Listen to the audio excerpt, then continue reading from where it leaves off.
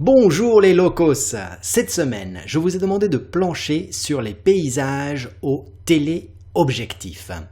Alors, ça m'a surpris pas mal parce que quand vous pensez paysage, vous pensez surtout grand angle, comme ce 16-35. Et pourtant, à mon avis, c'est beaucoup plus facile et efficace de prendre de belles photographies de paysages au téléobjectif. Suivez-moi!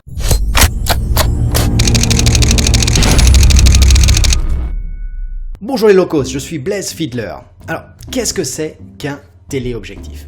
Un téléobjectif, c'est simple, c'est tout simplement un objectif qui est plus grand que 50 mm. Pas plus grand en taille, plus long en focale. Donc dès qu'on a une focale au-dessus de 50 mm, je considère ça déjà comme un téléobjectif. Donc là, c'est un petit téléobjectif, vous voyez ici, un 85 mm. On a 100 mm, 135, ici deux excellents téléobjectifs, des 70-200, mais certains l'appellent aussi un super téléobjectif, dès que ça dépasse dans les 200, on a ici un 150-600.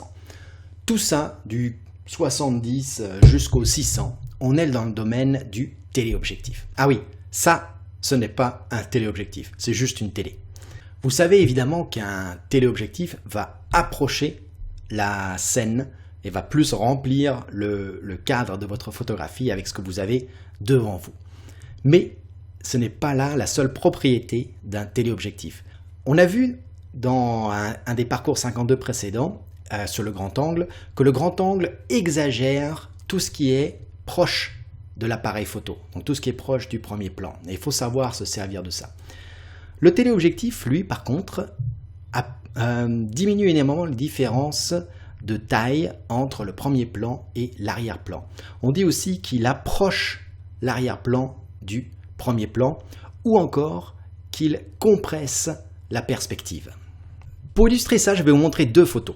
Donc la première, celle-ci, est prise au 15 mm et la suivante est prise au 200 mm. Vous voyez, en fait, c'est ce bâtiment central brun, jaune, qu'on voit ici sur la deuxième photo. Et vous voyez que ce sont deux photos avec des perspectives complètement différentes. Sur la première photo, les lampadaires sont extrêmement éloignés l'un de l'autre. J'ai surtout à peu près la moitié de la photo qui est remplie par les pavés de cette place Masséna, une place niçoise. Et puis sur cette deuxième photo, au contraire, j'ai réussi à rapprocher les lampadaires. J'ai quasiment un mur de lampadaires et j'ai une immense foule aussi. J'ai pas du tout cette impression de foule sur la première photo. Et les lampadaires sont beaucoup plus proches de ce bâtiment des Galeries Lafayette en arrière-plan. Donc vous voyez, on a vraiment changé la perspective en passant du ultra grand angle au téléobjectif. Alors la première bonne raison d'utiliser un téléobjectif, c'est pour compresser la perspective. Tout simplement pour simplifier votre photographie, pour faire apparaître le grand nombre, le beaucoup, la foule, pour faire apparaître des motifs. Allez, on va regarder ça. Voici X-Files de JPC Perso, prise au 85 mm, quelque chose comme ça. Et là, on voit bien qu'on arrive à compresser tous les arbres. La forêt apparaît très dense, justement parce que on a pris cette photo au téléobjectif. On n'aurait pas du tout cet effet-là au grand angle.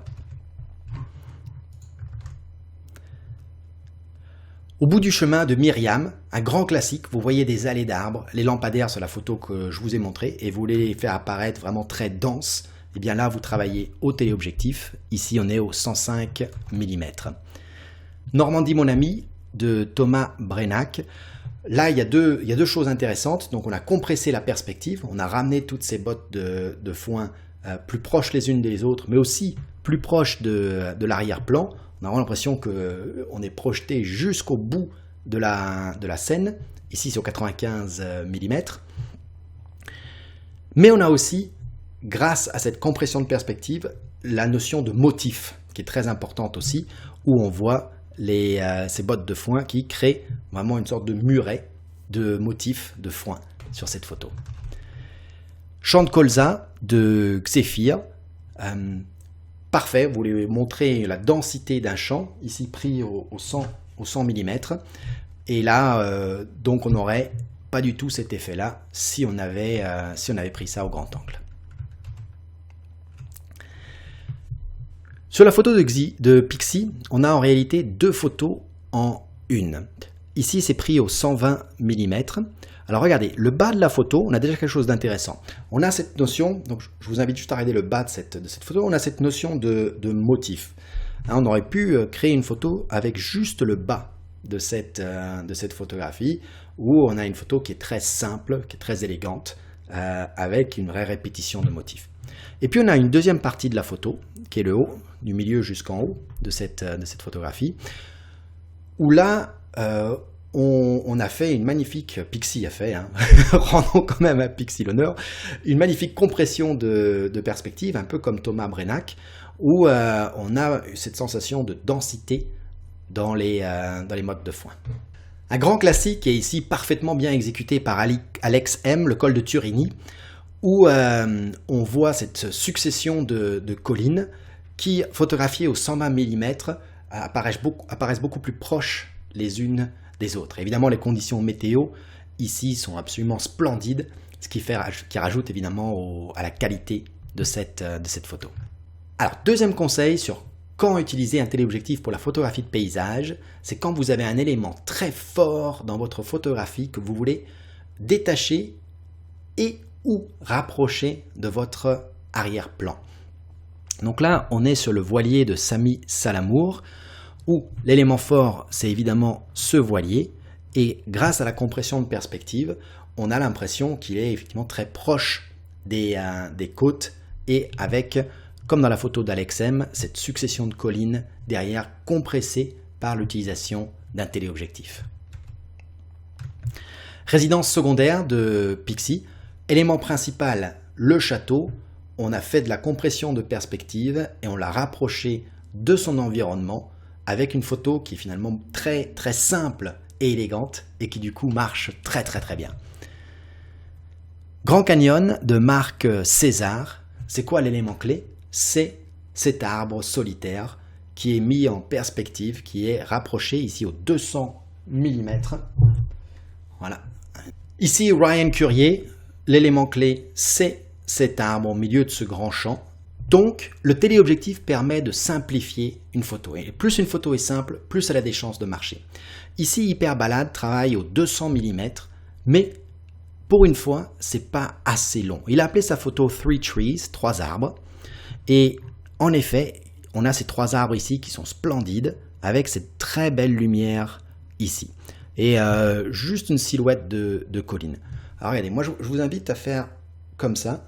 Voilà, comme ça, et vous concentrez uniquement sur le centre de cette image. En gros, de ce nuage-là jusqu'à ici. On garde à peu près 20-30% de la photo. Et dites-moi si vous ne la trouvez pas encore plus forte, cette photo. On garderait finalement juste ces 3 arbres et cette magnifique tache de lumière qui est ici. Et c'est pour ça, je suis sûr que vous avez souri quand je l'ai sorti au début, qu'un 600 mm n'est pas ridicule pour la photographie de paysage. À mon avis, ici, ça marcherait vraiment très très bien en ne gardant que l'essentiel de cette photo. Et mon troisième conseil, c'est d'être particulièrement attentif à la lumière et aux conditions météo. Au téléobjectif, on a une compression aussi de l'air. Donc quand vous êtes en train de photographier de magnifiques lumières de coucher, de soleil couchant, et bien en téléobjectif, ça marche vraiment extrêmement bien, comme nous le montre ici Belisa, dans parure automnale prise au 95 mm. Mais aussi, ici Raymond 51, la matinée s'éveille. Ici on est au 105 mm, une grande compression de perspective des arbres et une compression de l'air, ce qui fait qu'on a vraiment une densité de brume. Et si vous regardez beaucoup des photos primées pour ce concours et des photos qu'on a vues, vous verrez qu'elles ont toutes été prises, très nombreuses ont été prises dans des conditions un peu nuageux, un peu brumeux, où le téléobjectif marche particulièrement bien.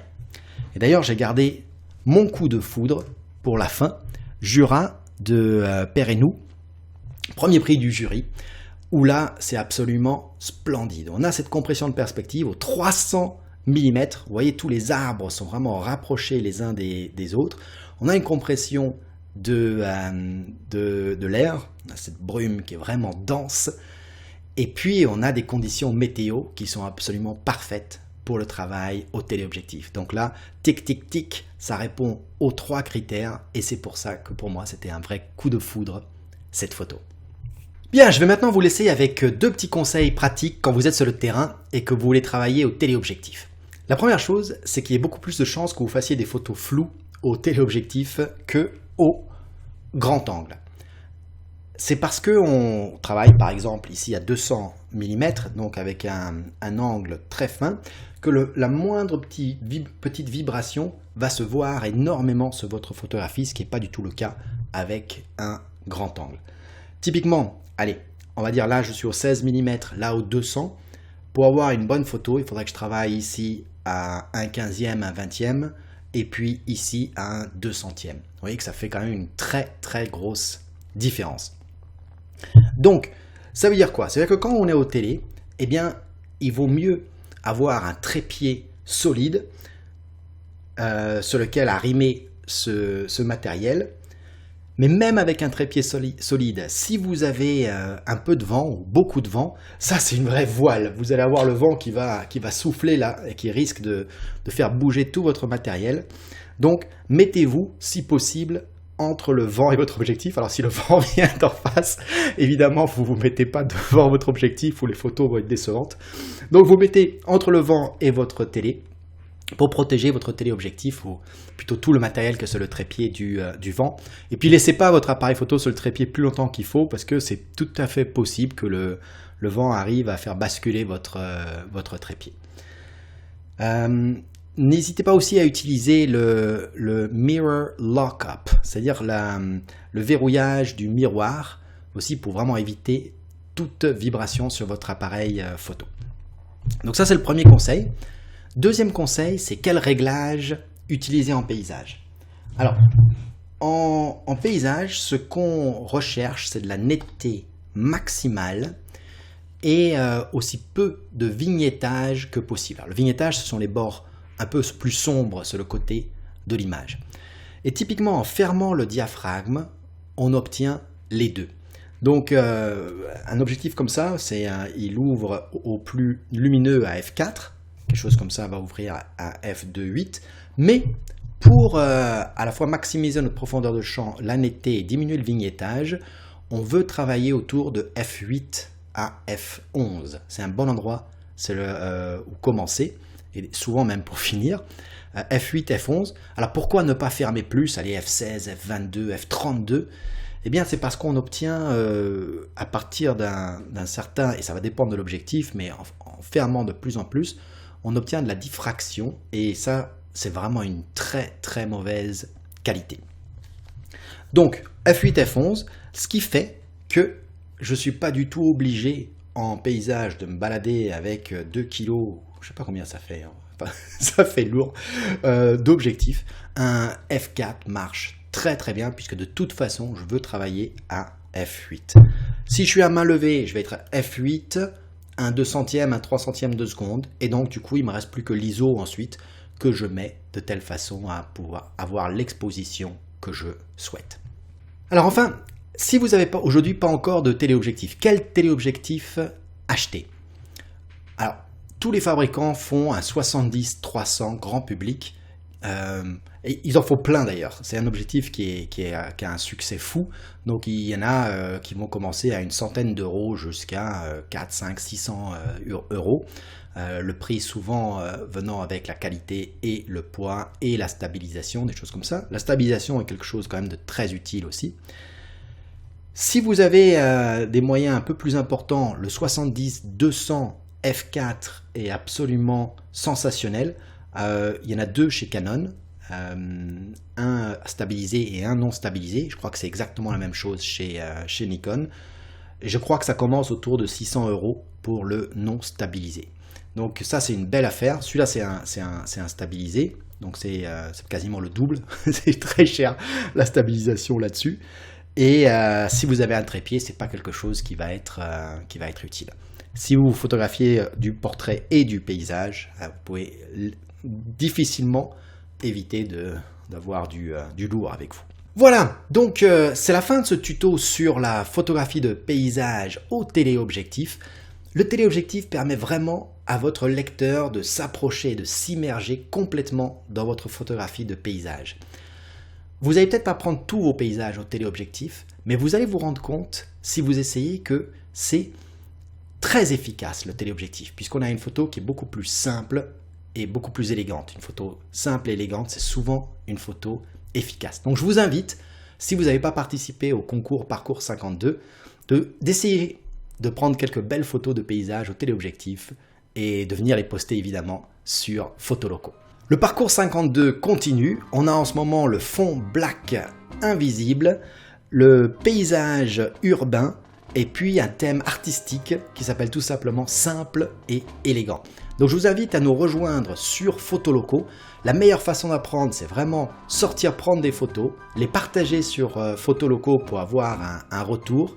Et puis il nous reste encore plus de 40 semaines, presque 40 semaines dans le parcours 52, donc il n'est pas trop tard pour venir nous rejoindre. Je suis Blaise Fiedler et je vous dis à bientôt!